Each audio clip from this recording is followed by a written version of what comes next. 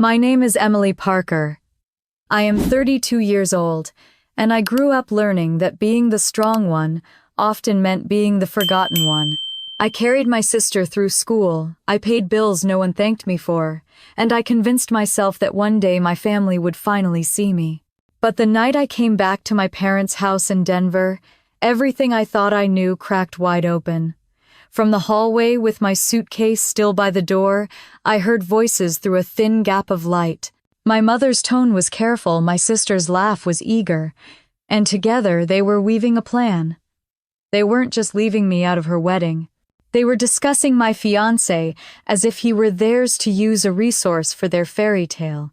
In that moment, I felt a kind of betrayal I had never known before. What would you do if you overheard the people you love most plotting to erase you from their story? Stay quiet or finally step into the light? Stay with me, because what happened next will leave you breathless. Let me take you back to where it began. The carpeted hallway in my parents' house in Denver always carried the faint smell of lemon polish and old coffee, the kind of scent that felt permanent like wallpaper you could never peel away. I was passing by the living room that night, suitcase still by the front door, when I heard my name. I froze before I even realized what I was doing. The door was almost closed, just a slim gap of light spilling out. I leaned closer, every muscle in my body tense. My mother's voice drifted through, steady and careful the way she spoke when she wanted something. If Daniel agrees to fund part of the reception, Sophie won't have to stress about the cost. It will be seamless. My heart thudded hard enough I thought they would hear it. Then Sophie's laugh, high and eager, filled the pause. Emily doesn't need to know. She'll just complicate things. This is my day. Daniel won't mind. My chest tightened as if someone had pressed a weight there. They were talking about my fiancé, about my future husband. They weren't just cutting me out. They were planning to use him. I pressed a hand against the cool wall to steady myself. My mother's voice lowered again. The Whitmores want perfection. We can't let Emily be part of this. She always draws attention to herself. Better to keep her name out of it. The words sliced clean through me. For a moment, all I could hear was the blood rushing in my ears. My little sister's wedding was weeks away, and they had already erased me, like I was some loose thread they could snip without consequence. I stepped back, slowly, careful not to make the floor creak. The lemon polish scent was suddenly nauseating. My suitcase looked out of place by the door, as if mocking me for even showing up. I wanted to push open that living room door and scream to ask how many times I had to sacrifice for them before they saw me. Instead, I picked up my bag and walked quietly toward the guest room, each step heavier than the last. Inside the room, I closed the door and leaned against it. My pulse was erratic, my breathing shallow. Daniel's name in their mouths felt like theft. He had no idea they were plotting to make him a wallet for Sophie's dream wedding. He thought he was marrying into a family, not a scheme. I sat on the edge of the bed, fingers digging into the comforter. The memories started pouring in uninvited. Sophie at 12 with a sprained ankle carried around like porcelain. I was 14 then, standing in the corner with a perfect report card no one asked about. Mom had kissed Sophie's forehead and said my sister had such a delicate spirit, while I was the strong one, the one who didn't need tending. Strong. The word had been weaponized my whole life. Strong meant invisible. Strong meant less deserving. Strong meant convenient. I stared at the ceiling fan, turning slowly, its blades groaning with every spin. The urge to confront them twisted in my gut. I pictured myself storming into the living room, calling them out, watching their faces pale. But I didn't move. I thought of Daniel instead, his calm eyes, the way he always noticed when I went quiet too long. If I told him now, he would be furious. He would want to shield me. But part of me wanted to see what they would do if I stayed silent just for a while and let their own words trap them. The clock on the nightstand blinked past midnight. My phone buzzed with an email notification, probably from work in San Diego. I ignored it. My whole body felt wired, buzzing with betrayal. I had known my mother favored Sophie, that was never a secret. But hearing her plot to keep me out to manipulate Daniel, it was something else entirely. It wasn't neglect anymore. It was deliberate. I lay back on the bed, fully dressed, staring at the shadows crawling along the ceiling. I thought about every time I had stepped in for Sophie, the tuition checks, the essays I stayed up writing, the lease I covered when she wanted to move in with a boyfriend who lasted less than a season. And still on her biggest day, I was nothing but an inconvenience. Sleep didn't come. I drifted in and out, catching fragments of my own thoughts. What if Daniel found out some other way? What if the Whitmores believed I was part of it? What if silence was just another form of surrender? By dawn, I was still awake, the thin light seeping through the curtains. I pulled myself up, splashed water on my face in the small bathroom, and caught my reflection in the mirror. My eyes were red, but my jaw was steady. Something in me felt different, as though a cord had been pulled tight and finally snapped. When I went downstairs, the house was quiet. Sophie and Mom had gone to a bridal appointment. Dad was sitting at the kitchen table with his coffee, the newspaper folded beside him. He looked up briefly and nodded. "Morning, Em." His tone was casual, detached like always. He didn't ask how I slept.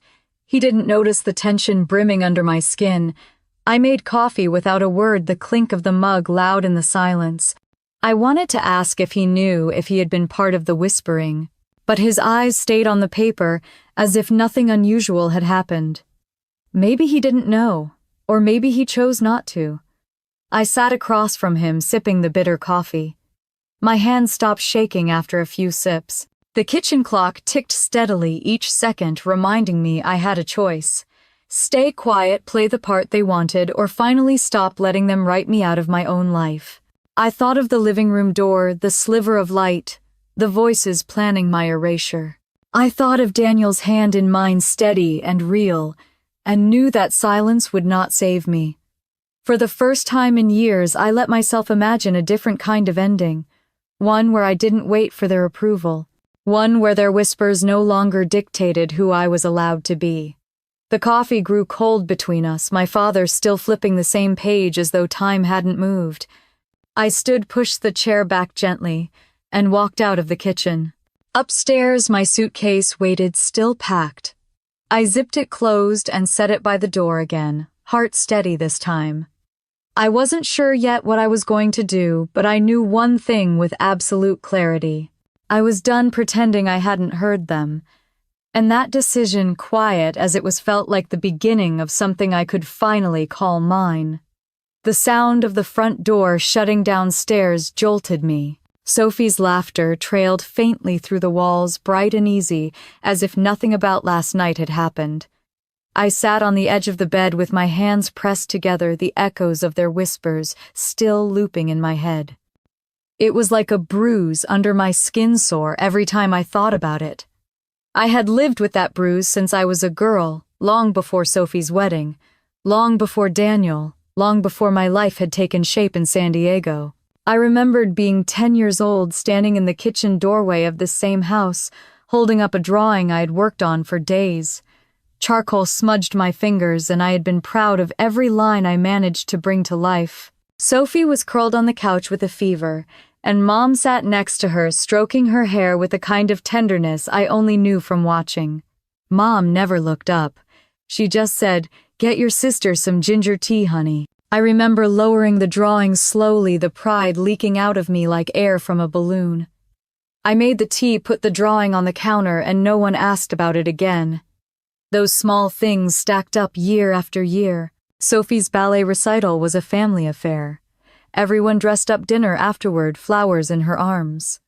My debate trophy sat on the hallway shelf, gathering dust, no celebration, no picture for the family album. When I graduated high school, Dad gave me a pat on the shoulder and told me he was proud in his own quiet way. When Sophie graduated, they rented a hall and threw a party with balloons and catered food. Dad was never cruel.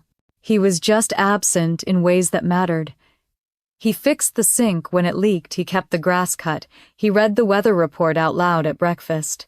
But when Mom made comments about Sophie's delicate temperament, about how she needed more attention, he nodded, drank his coffee, and turned the page of the newspaper. By the time I hit 16, I had stopped asking for anything. I figured out scholarships, filled out FAFSA forms on my own, worked weekends at the public library to cover gas money and clothes. Sophie had me editing her college essays when I was barely keeping up with my own. I remember her texting me from the back seat of a car half drunk, saying she had forgotten an application deadline. I stayed up until 3 a.m. finishing it for her. She got in. She always got what she wanted. I stared at the suitcase by the door and felt the same knot in my chest I had carried all those years. It was one thing to feel invisible. It was another to realize they had turned me into a liability, a distraction to be hidden. The house felt too quiet now.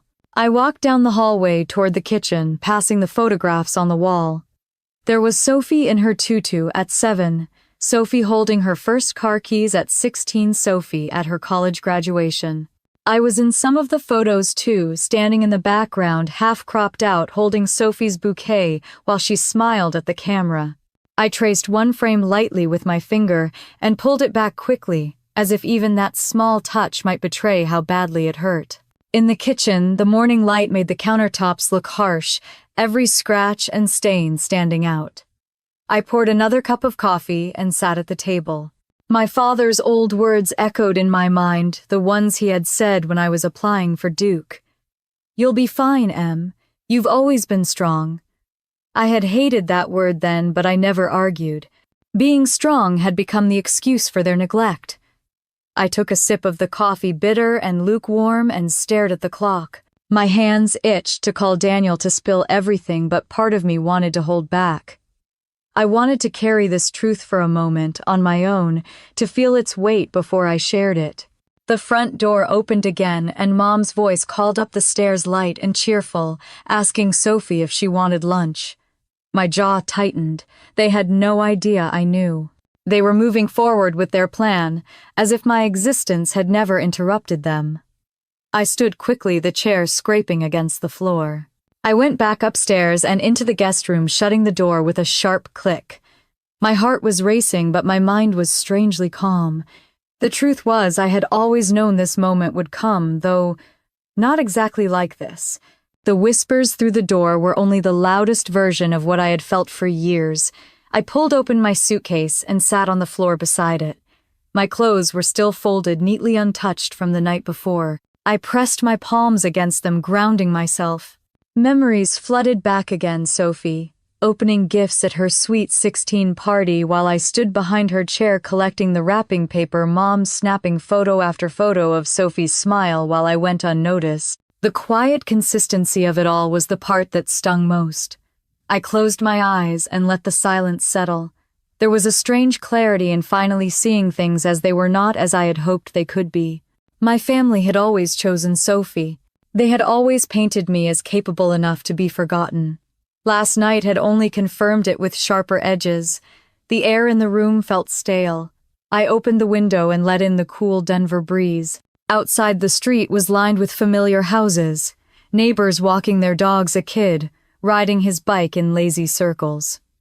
Life went on ordinary and unbothered while mine felt like it had cracked wide open. I leaned on the windowsill and whispered to myself, testing the words out loud.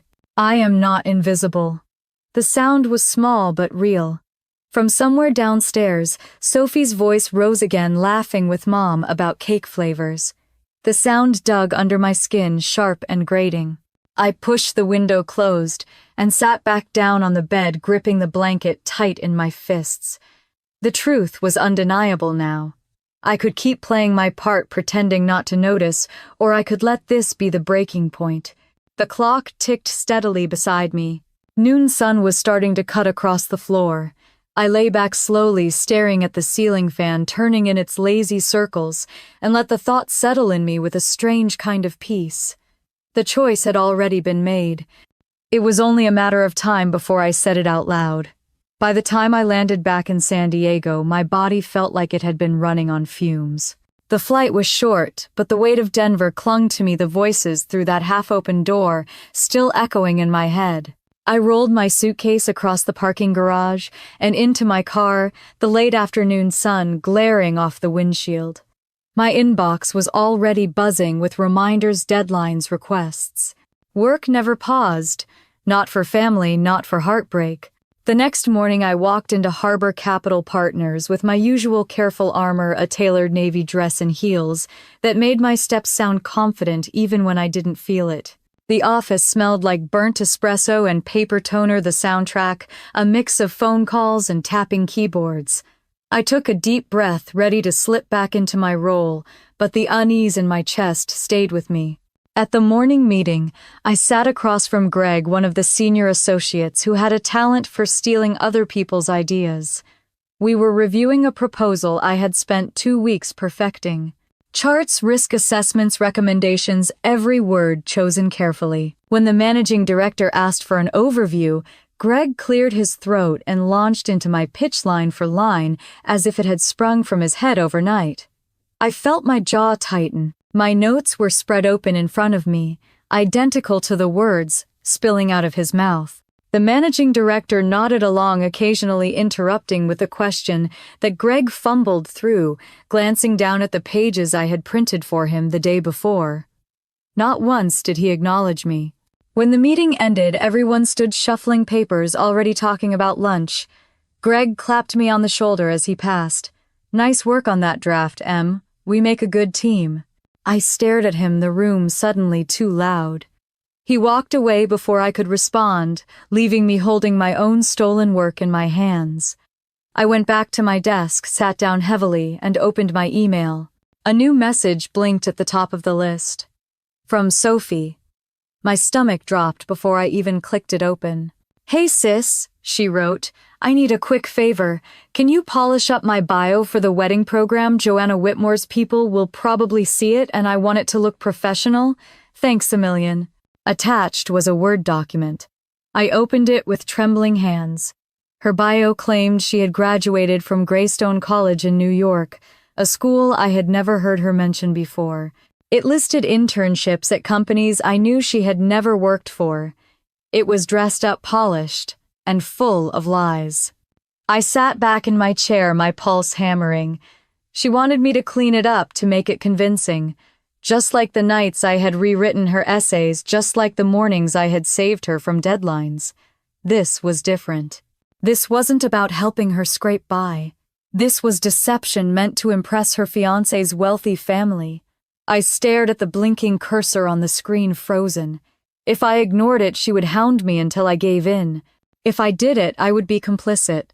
I closed the document and pressed my hands over my eyes. The voices from Denver surged back, my mother saying better to keep Emily out of it, Sophie laughing, that I would only complicate things. They wanted me invisible, yet here she was still expecting me to fix her mess in the shadows. My phone buzzed on the desk. A text from Greg. "Client loved the proposal. Great work. I'll handle the follow-up." I wanted to throw the phone across the room. Instead, I locked the screen and leaned back. The walls of Harbor Capital felt smaller than ever, every cubicle, a box, every face turned away.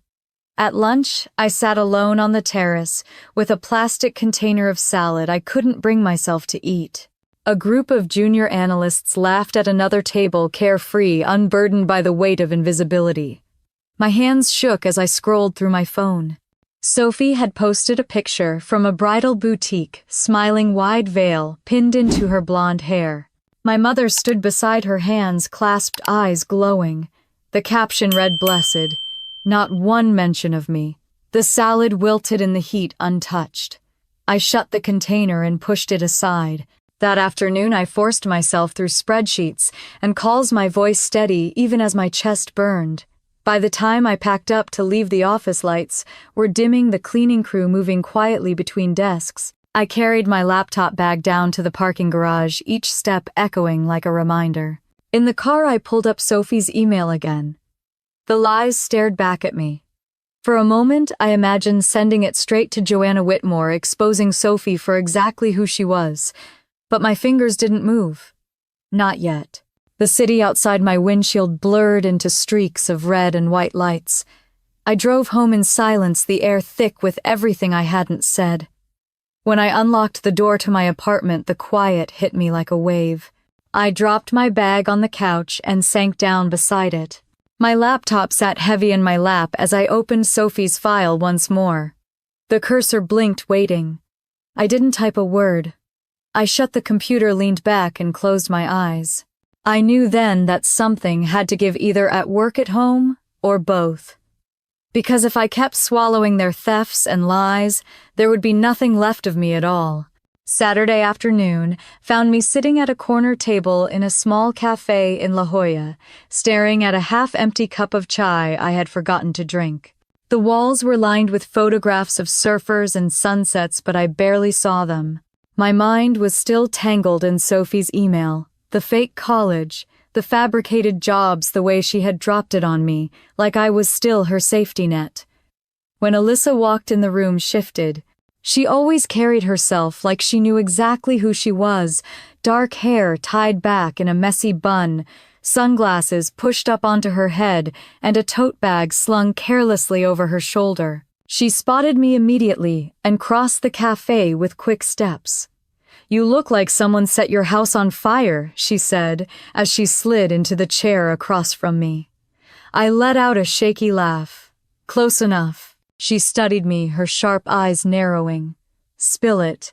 I hesitated, then pulled my laptop out of my bag and opened Sophie's email, turning the screen toward her. Alyssa scanned the bio, her brow arching higher with every line. "Greystone College," she said flatly. "That place doesn't exist." I nodded. "And she wants me to make it look professional." Alyssa closed the laptop gently and leaned forward. "They are using you. Again." The words cut through me because I already knew it. I pressed my hands together on the table, trying to steady them. I heard them. Mom and Sophie. They were talking about keeping me out of the wedding. About asking Daniel to pay for it. Like I'm a problem they need to hide, but still useful enough to milk. Alyssa's mouth dropped open slightly, then closed with a snap. "That is so sick." I stared at the chai, watching the cinnamon flecks swirl at the bottom. "It's not like it's new. They've always treated me like the strong one. The one who doesn't need attention. But this, it feels worse." Alyssa reached into her tote and pulled out a long garment bag. She laid it across the table dramatically, making the couple beside us glance over. "What is this?" I asked. She unzipped it slowly, a grin spreading across her face. A dress. Not just a dress. A declaration. The fabric shimmered as she pulled it out, crimson silk that caught the light even in the dim cafe. It was cut on the bias, elegant and unapologetic, the kind of dress that refused to blend into the background. I shook my head. "Alyssa, I can't. That's too much." She pushed it closer. "You can and you will. This isn't about Sophie or your mom. It's about you showing up for yourself." I touched the fabric with trembling fingers. It was cool and smooth, foreign against my skin. The thought of wearing it made my stomach flutter with both fear and excitement. Alyssa leaned in. "I've watched you shrink yourself for years, Em. You're always the fixer, the quiet one, the backbone. This dress is not for fixing. It's for living." Her words pierced through the fog in my chest. I folded the dress carefully back into the bag, my throat tight. We sat there for a while in silence, the hum of the cafe filling the spaces between us. Finally, I whispered, "They want Daniel's money. That's what all of this is about." Alyssa's eyes softened. "Then let them want, but you don't have to give." Later that evening, I carried the garment bag into my apartment and hung it on the back of the bedroom door. It loomed there like a dare, daring me to believe I could step out of the shadows they had written me into. I paced the living room, the city lights flickering beyond the balcony. My phone buzzed with another message from Sophie. "Any update on my bio? Need it polished by tomorrow." I stared at the words, then shut off the screen.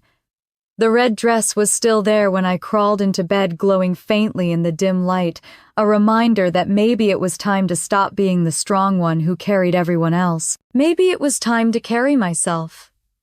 Daniel noticed the garment bag before I even said hello. It was still hanging in the hallway when he came over that night, his hand brushing against it as he set his keys down on the counter. He glanced back at me with a half smile that carried more curiosity than judgment. New, he asked, his tone light. I nodded, slipping off my shoes. Alyssa gave it to me. She said it's not a dress, it's a declaration.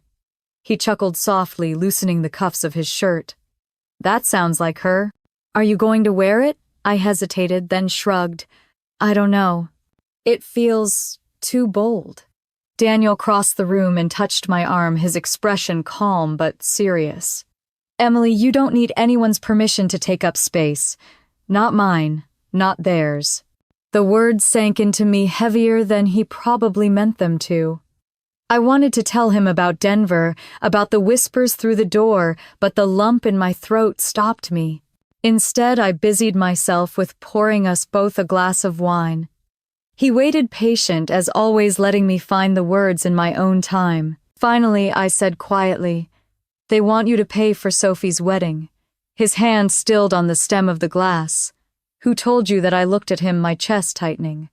I overheard Mom and Sophie. They were planning it out. How to keep me out of the way, how to make it look like you were supporting them.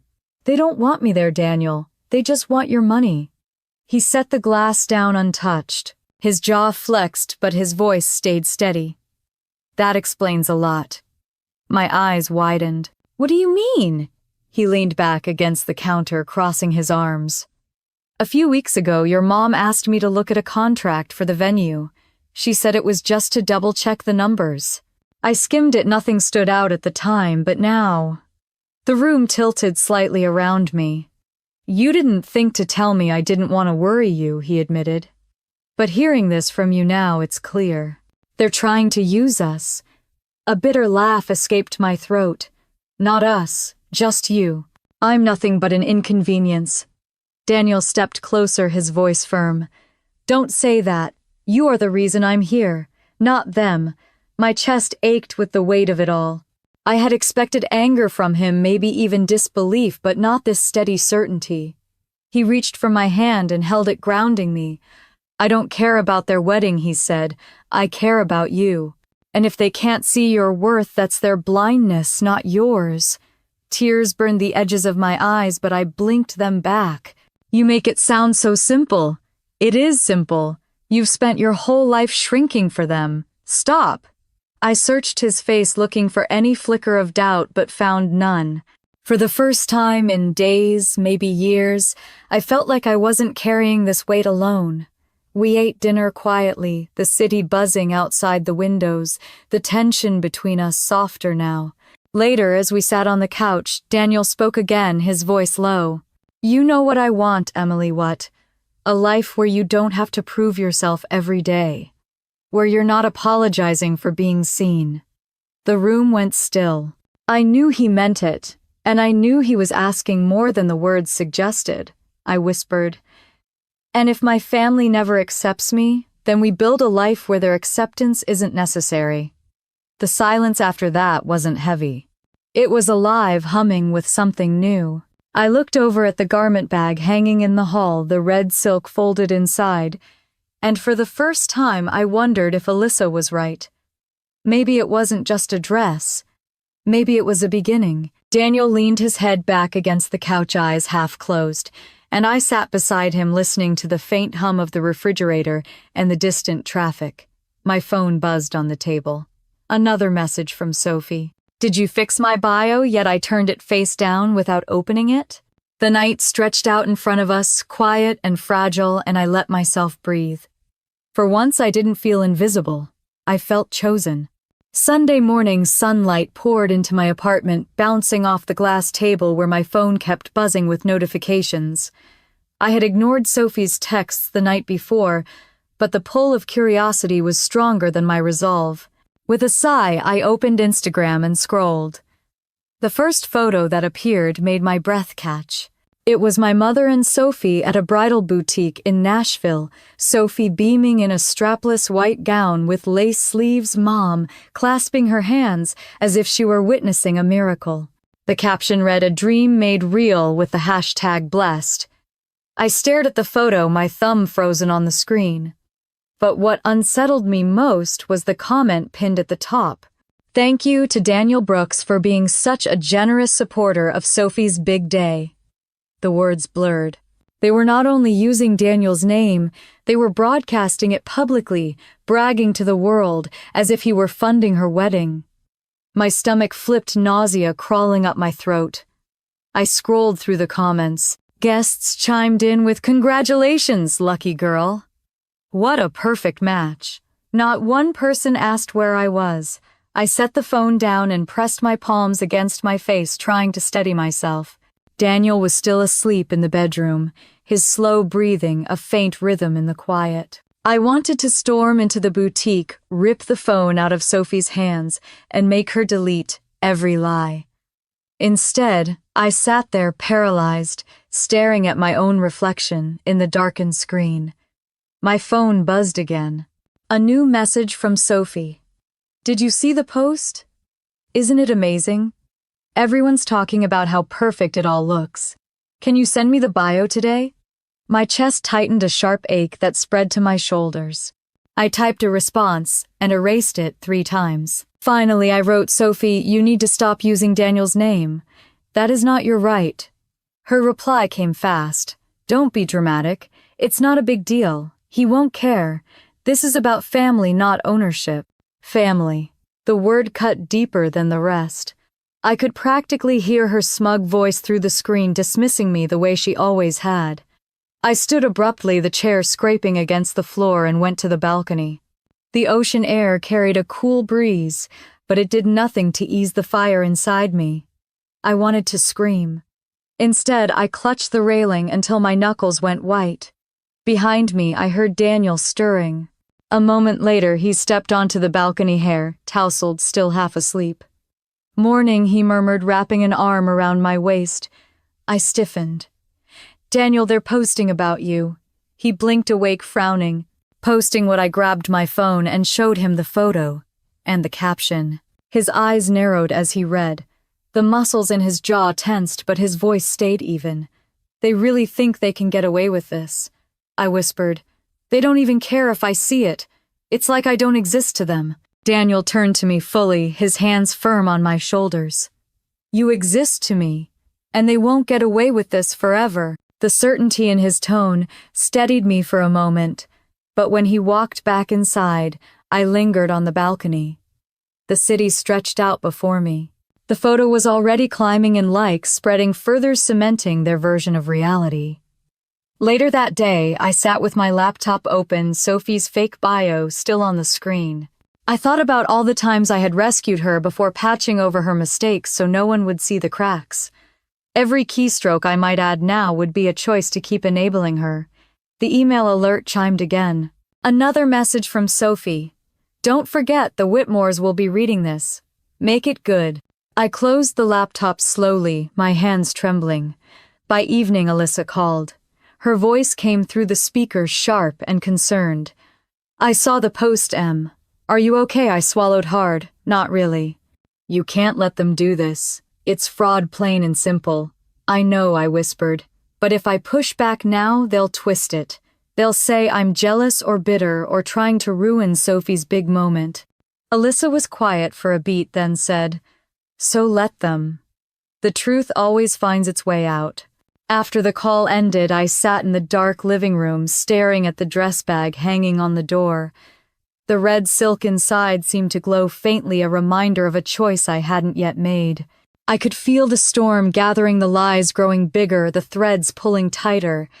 And deep down, I knew it was only a matter of time before everything snapped. Daniel came home later that week, carrying a folder under his arm, his expression calm but shadowed with something I couldn't read. He set it on the kitchen table and sat across from me, the air between us heavy before he even spoke. I asked softly, "What is it?" He tapped the folder once, then opened it to reveal copies of contracts, venue agreements, and financial forms, all stamped and signed. My name wasn't anywhere, but Daniel's was.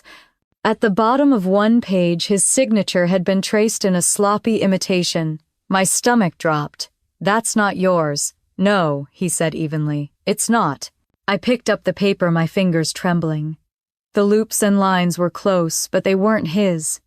It looked like a rushed attempt by someone who had seen his signature before, but didn't know its subtleties. "Who did this?" I whispered. Daniel leaned back, arms crossed. "Your mother handed these over to the Whitmores last week. She told them I had agreed to sponsor part of the wedding." Heat flooded my chest, sharp and suffocating. "They forged your signature." Daniel's eyes met mine, steady but cold. "Yes." I shoved the papers back across the table, my pulse racing. "This isn't just lying, this is illegal." He nodded once. "That's why I asked Marcus to look at it." Marcus was one of Daniel's closest friends, a corporate attorney in Los Angeles, a man who thrived on details. I swallowed, suddenly aware of the enormity of what we were staring at. "What did he say?" Daniel clasped his hands together, his voice low. "He said we could press charges. Fraud, forgery, misrepresentation. But he also said timing matters." I pushed my chair back and stood pacing the length of the kitchen. The lemon-scented cleaner clung to the air, sharp against my nose. All I could think about was Mom's voice, smooth and calculated, saying better to keep Emily out of it. "So what, we just wait?" I asked, my voice rising. "We let them keep parading around, dragging your name into everything." Daniel stood slowly and came to me, resting a hand on my arm. "I know you're angry. I am too. But if we move too soon, they'll twist it. They'll claim it was a misunderstanding, a clerical error. And the Whitmores might look the other way." I pulled back, shaking my head. "They've done this my whole life." Lied, twisted, covered for Sophie. "And now it's not just me. They're dragging you in too."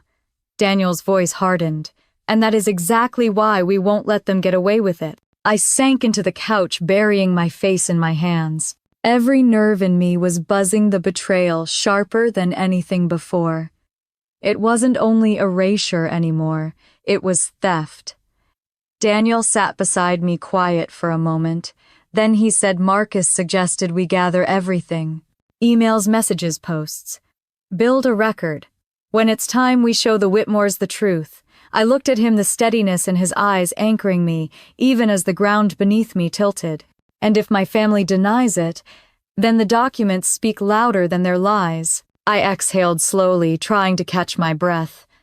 The weight of it pressed down on me, but there was also a flicker of something else. Relief. For once the truth wasn't only mine to carry. That night after Daniel fell asleep, I sat in the living room with the folder open in my lap. The copies smelled faintly of ink and paper dust, ordinary, in every way except for what they represented. I traced the forged signature with my fingertip, my chest tightening with rage. I remembered the nights I had spent writing Sophie's essays, the checks I had mailed, to cover her rent, the excuses I had made for her. I had told myself it was family, that loyalty was love. But looking at that sloppy imitation of Daniel's name, I understood something I hadn't wanted to admit. To them, love was just leverage. The city lights blinked beyond the balcony, indifferent and bright. My phone buzzed on the coffee table, another message from Sophie, lighting up the screen. "Need the bio as soon as possible. Don't forget." I let it buzz until it went dark again. The folder stayed open in my lap, the pages rustling when the air conditioner kicked on. For the first time, I wasn't afraid of what would happen when the truth came out. I was afraid of how far my family would go to protect their lies. The clock on the wall ticked past midnight. I closed the folder carefully, my hands steady now, and set it on the table. In the silence of the apartment, one thought settled deep in my chest, unshakable. This time they had gone too far. The train ride into New York was long enough to leave me restless, but the city's skyline breaking through the gray morning haze filled me with a mix of awe and dread. Daniel had business meetings lined up, and I had tagged along, needing space from San Diego, from Sophie's relentless emails, from the folder of forged papers that still haunted me. We checked into a hotel near Central Park, the kind with polished marble floors and bellmen who greeted Daniel by name as if they already knew who he was. I felt small walking beside him, my heels clicking on the tile, my suitcase trailing behind. That evening, we attended a dinner hosted by one of his investors. The restaurant was dimly lit, all dark wood and hushed voices. the kind of place where deals were whispered over wine glasses that cost more than a month of groceries. Daniel fit effortlessly into the scene, shaking hands, making introductions, his calm confidence magnetic. I stood beside him, smiling politely, until I heard a voice call my name. Emily. I turned and found myself staring at Ryan Cole, a former colleague from Harbor Capital. His smile was polished, practiced the same as it had been back in San Diego. Emily Parker, I didn't expect to see you here. I forced a polite smile. Hi, Ryan. It's been a while. He glanced at Daniel, then back at me, a flicker of curiosity in his eyes. Heard you were still grinding it out at Harbor. How's that going? The question was casual, but the undertone was sharp. He knew exactly how it was going. He had been part of the culture that left me invisible. I swallowed hard, searching for a response, but Daniel spoke first. Emily's work speaks for itself, he said evenly. She's not someone who needs to prove herself in this room. Ryan's smile faltered. He excused himself quickly, muttering something about a phone call. I felt heat rise in my cheeks, a mix of gratitude and shame. Later, when we were alone in the back of a cab, Daniel turned to me. You're wasting yourself there. I looked out the window at the blur of lights. It pays the bills. That's not enough, he said quietly. You've been carrying other people for too long. What would you do if you didn't have to answer to anyone? I laughed, softly shaking my head. I don't know. I've never thought about it. He studied me, his gaze steady. Think about it now. The words stayed with me through the next day, echoing in my head as I walked through the city streets while Daniel was in meetings. I ducked into a bookstore in Soho, the smell of paper and ink grounding me. I picked up a journal and ran my hand over the blank pages, imagining what it would feel like to write a plan that was mine alone. That evening, Daniel took me to a rooftop overlooking the city. The skyline glittered endless and alive. He handed me a glass of champagne and said, "This is what I see when I look at you. Possibility." My throat tightened. I wanted to believe him, wanted to see myself the way he did. But all I could hear was my mother's voice, sharp and dismissive, saying, "Better to keep Emily out of it." I whispered, "What if I fail?" "Then fail on your own terms," he replied. "But don't stay small just because it's comfortable." The wind tugged at my hair, cool against my flushed cheeks. For the first time in a long while, I felt something stir inside me that wasn't resentment or anger. It was the faintest spark of hope, fragile but real. When we left New York 2 days later, I tucked the empty journal into my bag. I hadn't written a word yet, but I carried it like a promise, a quiet reminder that maybe I didn't have to keep playing the role my family had written for me. On the flight back, Daniel reached over and laced his fingers with mine. His touch was steady, warm, certain.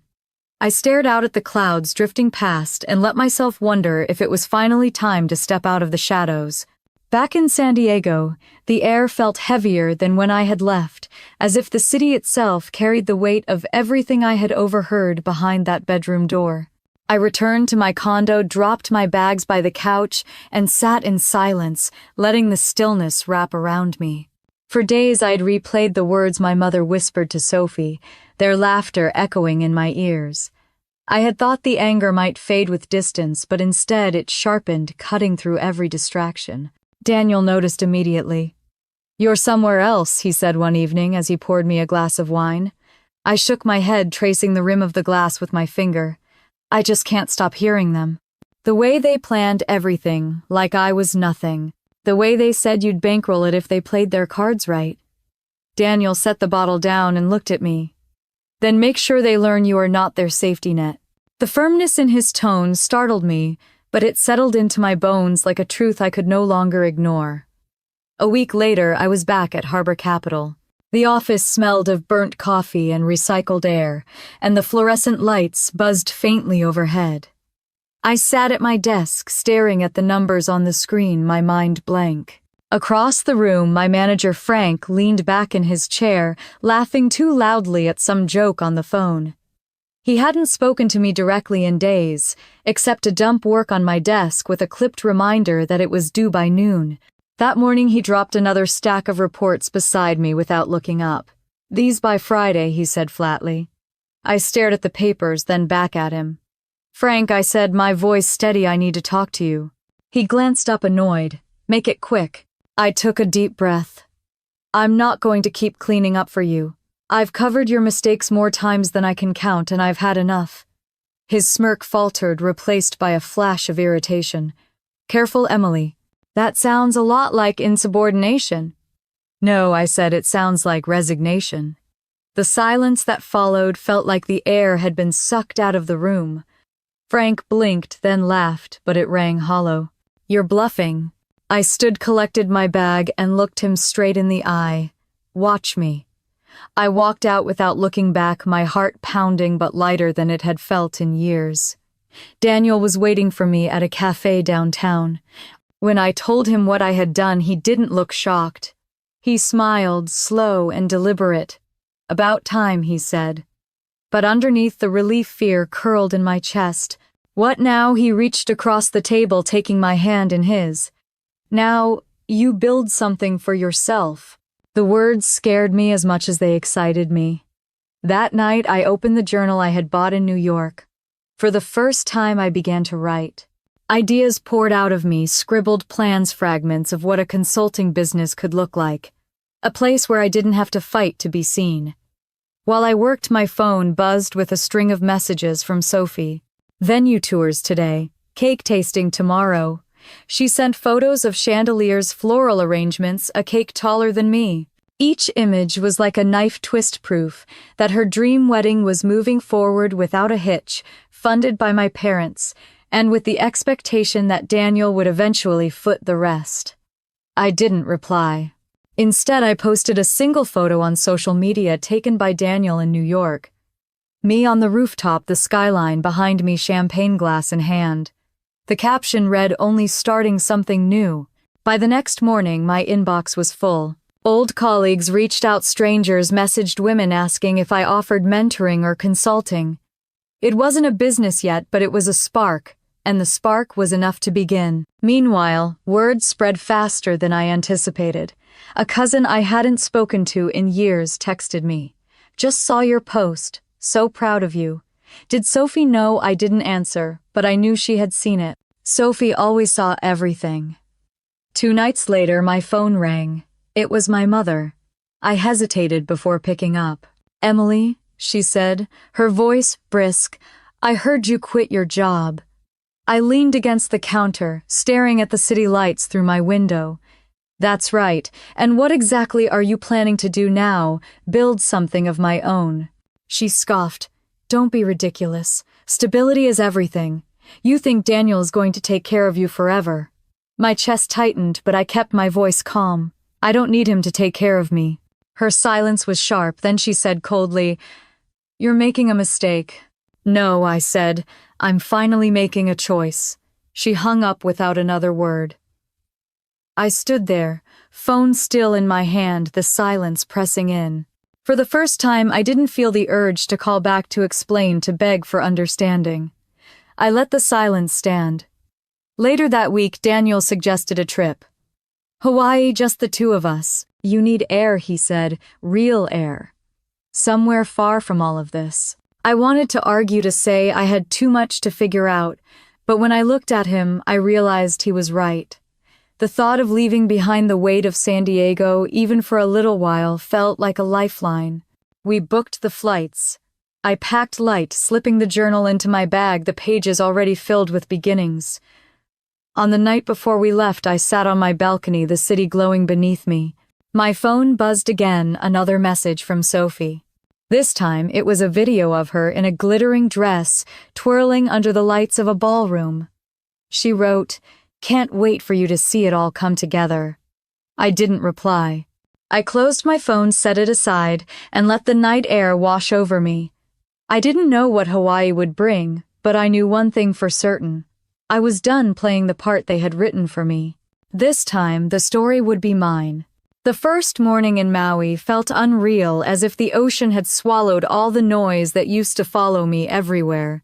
I woke to the sound of waves brushing against the shore and the soft hum of palm leaves tapping against the balcony railing. Daniel was still asleep, his breathing, even his face softened by the glow of early light. For a while, I just watched him thinking about how far I had come from the girl who once begged for scraps of affection at my parents' table. Later, as we walked down to the beach, the sand warm beneath our feet, Daniel slipped his hand into mine. He said nothing, and that silence felt like the safest place I had ever known. By the second day, he surprised me with a private boat ride. The captain, a sunburned man named Cole, grinned as he helped us aboard. The boat was small but steady, cutting across the turquoise water with ease. I wore the crimson dress. Alyssa had given me the fabric catching the wind, as if it had been waiting for this moment. Daniel watched me from the other side of the deck, his expression somewhere between pride and awe. He took out his phone, snapped a photo without asking, and handed it to me. The image startled me. My back was to the camera hair tangled by the breeze, the ocean behind me stretching like forever. I didn't look like someone who had been erased. I looked like someone who had finally stepped into her own skin. "Post it," Daniel said gently. I hesitated, then opened Instagram and typed without thinking. "Not all families deserve your RSVP." I pressed share, then slipped the phone back into my bag.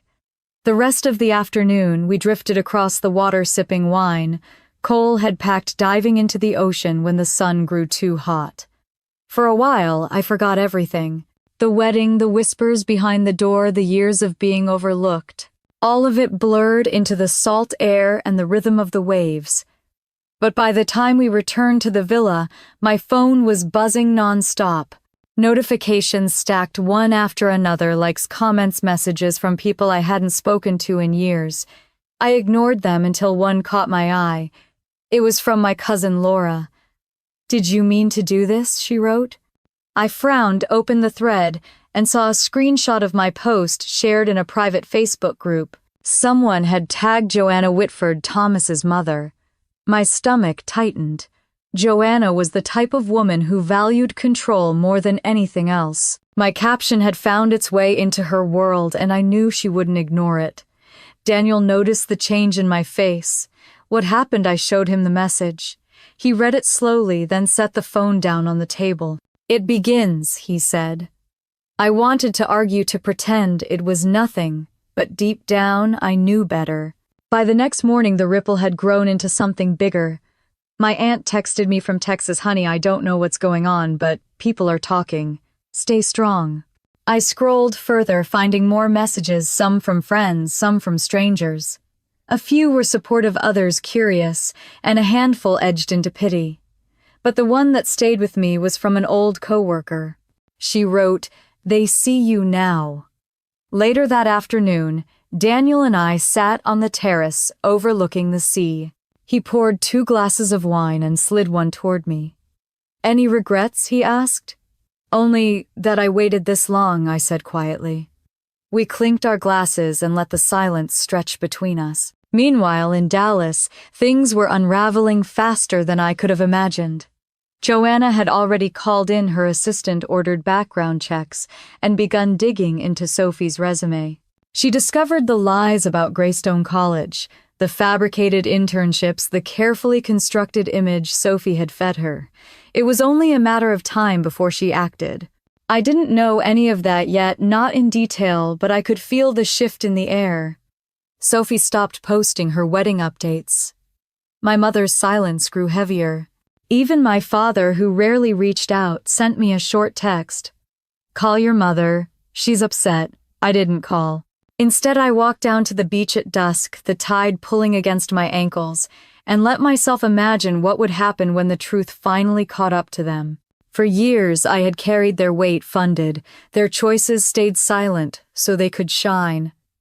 Now the silence belonged to me, and I wasn't giving it back. That night, as Daniel and I ate grilled fish by candlelight on the terrace, my phone lit up with a name I hadn't expected. Sophie. I stared at the screen, the phone vibrating against the table. Daniel raised his eyebrows. "Are you going to answer?" I let it ring out. Minutes later, a message appeared. "Why are you doing this to me?" I didn't reply.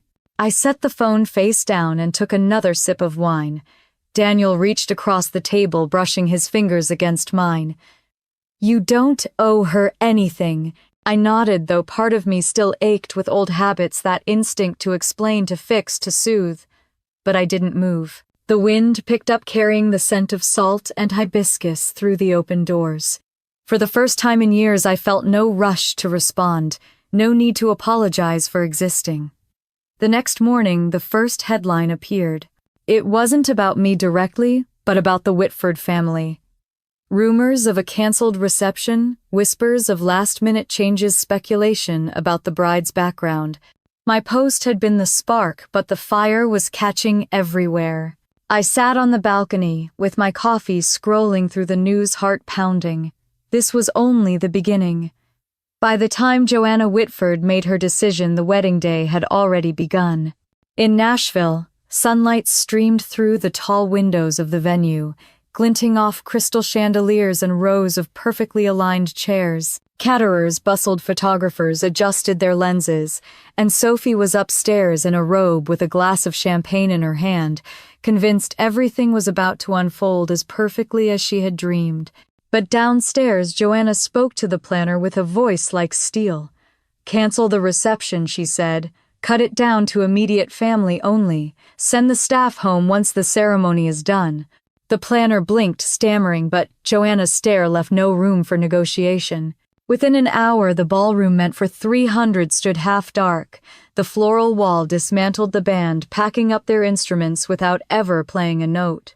The whispers started almost immediately.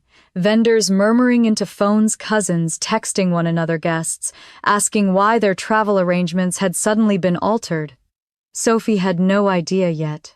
She sat in her bridal suite, makeup, half-done hair, pinned in curls, scrolling through messages from her bridesmaids. She typed a quick caption under a photo of her dress and hit post. The likes began rolling in before she set the phone down. It was only when her mother Marilyn slipped into the room, face pale and voice tight, that Sophie sensed something was wrong. "Honey, Joanna made changes. There won't be a reception, just the ceremony." Sophie laughed, sharp and disbelieving. "What do you mean, no reception?" "That's impossible. She signed off on everything. She approved the tasting." Marilyn shook her head, her eyes glistening. "I can't stop her. She controls the funding." Sophie's chest constricted as she grabbed her phone, frantically texting Thomas.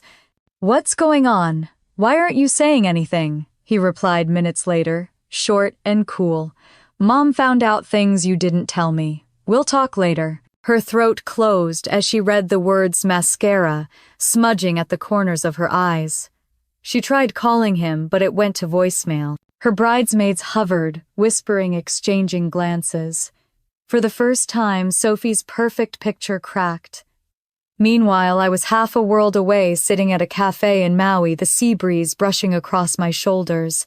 Daniel had gone inside to order us another round of coffee, and I stared down at my phone, scrolling through notifications. My post from the boat had spread far beyond my circle. Strangers were sharing it, commenting on it, attaching their own stories. Then I saw it. A headline from a local society blog: "Rumors surround Whitford wedding amid last-minute changes." My caption had been quoted, my name mentioned. I set the phone down, my stomach twisting, realizing that whatever had begun was no longer mine to control. Daniel returned with 2 mugs, setting one in front of me. "You look like you've seen a ghost." "They're unraveling," I whispered. He didn't ask who. He didn't need to. Back in Nashville, the chapel filled quietly. Only a handful of family members seated. No music floated from the piano, no photographer hovered for candid shots. When Sophie walked down the aisle in her lace gown, she looked radiant to anyone who didn't know the truth. But I knew. Her smile trembled at the edges. Her hand clutched the bouquet too tightly. Her eyes darted once to Thomas, who stood stiff and distant at the altar. They exchanged vows in muted tones, their words echoing awkwardly in the half-empty space. The minister's voice carried louder than it should have, almost filling in for the guests who weren't there. When it was done, when they kissed and turned to face, the small gathering, the silence that followed, was deafening. No applause, no cheers, just a polite murmur and the rustle of dresses as people shifted in their seats. Afterward, Sophie retreated to the bridal suite, tears threatening to spill, her phone buzzing nonstop. She picked it up only to find messages she didn't want to see. Screenshots of me in that red dress on the boat. A headline from Verve Style featuring my name alongside the phrase, "Quiet Power." Even Camille, her old college friend, sent a message that cut sharper than any knife. "You didn't tell me your sister was practically a feature model now. Not a good look, Soph." Sophie threw the phone down, pressing her hands to her face, her makeup smearing against her palms. She tried to breathe, tried to convince herself this was still her day, but deep down she knew the truth. Her mother tried to comfort her. "It's just one day, honey. It will pass." But the words rang hollow even to her. Thomas knocked once, then entered the room. He didn't smile. He didn't offer congratulations. He only said, "We need to talk." Sophie's hands dropped to her sides, her heart hammering. "About what?" "About the lies," he said flatly. "The college, the internships, the way you painted yourself as something you're not. My mother knows everything." Her mouth opened, but no words came. He looked at her like he was seeing her for the first time, not the bride he married, but the stranger who had just cost him his mother's trust. Across the ocean, I sat with Daniel on the balcony that night, wine glasses in hand, the moonlight casting silver shadows on the water. My phone lit up again, Sophie's name flashing. I hesitated, then let it go to voicemail. Seconds later, a message arrived. "You ruined my wedding." I stared at it for a long time, my chest tightened not from guilt but from the finality of it. For years I had been their scapegoat, their fixer, their forgotten shadow. Now I was their reckoning even without trying. Daniel reached over, slipping his arm around me. "You don't have to carry it," he murmured. I nodded slowly, setting the phone aside, the night air heavy with everything unsaid. In Nashville, Sophie sat alone in her gown, the bouquet discarded, her phone buzzing on the table beside her. Each notification was another reminder that the story had slipped from her control. She had wanted a fairy tale. Instead, she had given the world a scandal. And somewhere deep down, she knew the sister she had erased was the one everyone was finally seeing. When I landed back in San Diego, the air felt heavier, but cleaner. Somehow, like the city itself knew I had left behind something that no longer belonged to me. Daniel carried my bag from the car while I fumbled with the keys, still tired from the long flight, yet steady in a way I had never felt before. My condo smelled faintly of lavender from the candle I had forgotten to blow out weeks earlier, and as I stepped inside, I realized that for the first time I was walking back into a life that was mine alone. The days that followed moved slowly but with purpose. I unpacked, I washed clothes, I opened my journal, and kept writing ideas about the consulting firm I wanted to build. By the end of the week, I had filed the paperwork, chosen a name, and set up a small office in a building downtown. Quinn Strategies. It looked simple, written on the frosted glass door, but it carried the weight of everything I had survived. Clients came quicker than I expected. Women from Los Angeles and beyond reached out after reading my posts, some whispering their own stories of being overlooked, erased, or dismissed. I listened. I advised, I helped them make choices that reminded me of the night I walked out of Harbor Capital and never looked back. Each meeting felt like stitching together a part of myself I had once believed was lost. One afternoon, I opened my inbox to find an email from Joanna Whitford. She wanted to meet.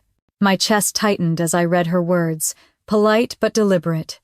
I didn't know if it was strategy or curiosity that drove her, but I agreed. When she arrived at my office, she wore her power like a second skin, yet her eyes betrayed a flicker of something else. She looked around at the walls, the desk, the stack of business cards with my name printed clearly. She said quietly, "You have built something here." I nodded, calm, not needing her approval. She studied me for a moment longer and then said, "I misjudged the picture. I want to understand the frame." It wasn't an apology, but it didn't need to be. It was recognition, and that was more than I had ever been given by my own family. A week later, I received a text from Sophie. A photo appeared. First, a newborn swaddled in pink, her tiny face soft and fragile. The words beneath it read, "Do you want to meet your niece?" My breath caught not from anger, but from something harder to name. I stared at the photo for a long time, remembering the years I had carried Sophie. The nights I stayed up writing her essays, the moments I sacrificed while she soaked in applause. I didn't reply. I deleted the message not out of cruelty, but because sometimes the cleanest endings are the ones we choose ourselves. Daniel came home that evening with takeout and a bottle of wine. When he saw my face, he didn't ask what was wrong. He just set the food down, poured me a glass, and sat beside me until the silence felt steady again. He reminded me that families are not always the people who share your blood. Sometimes they are the people who choose to stay when everything else falls away. As the weeks passed, I found my rhythm. Early mornings with coffee on the balcony afternoons, with clients who believed in my guidance evenings with Daniel, where laughter came easier than it once had. I didn't scroll through my mother's posts anymore. I didn't look for Sophie's photos. They had written me out of their story, but I had written myself into one I no longer wanted to escape. Months later, Quinn Strategies hosted its first seminar in Los Angeles. The room was filled with women who had carried too much for too long, their eyes bright with a mix of fear and hope. As I stood at the front of the room and spoke about resilience, dignity, and the strength of starting over, I felt a current move through me. I wasn't the forgotten daughter anymore. I wasn't the shadow at the table. I was the voice, steady and unshaken, telling them what I had once needed someone to tell me. You are not small. You are not invisible. You are enough. That night, back in my office, I sat with the lights off, looking out over the city. My phone buzzed with messages from attendees thanking me, telling me how they finally felt seen. I closed my eyes and let their words wash over me. The girl who had once begged her mother to notice her had finally noticed herself. If you have ever been erased, overlooked, or told you don't matter, I want you to hear me now. You are allowed to choose yourself. You are allowed to walk away from the rooms that keep you invisible and step into the ones where your voice carries. Families may fail you, but you don't have to fail yourself. If my story has touched something inside you, I would love to hear your thoughts. Share your own journey in the comments. Let me know if you've ever had to rebuild from silence. If this story resonated, please like it so more people can find it, and subscribe if you want to stay with me for more stories of survival, justice, and the kind of strength that doesn't need anyone's permission. Sometimes the greatest revenge is not loud or cruel. Sometimes it is simply choosing to live fully when they expected you to disappear. And that choice, I promise you, is always enough.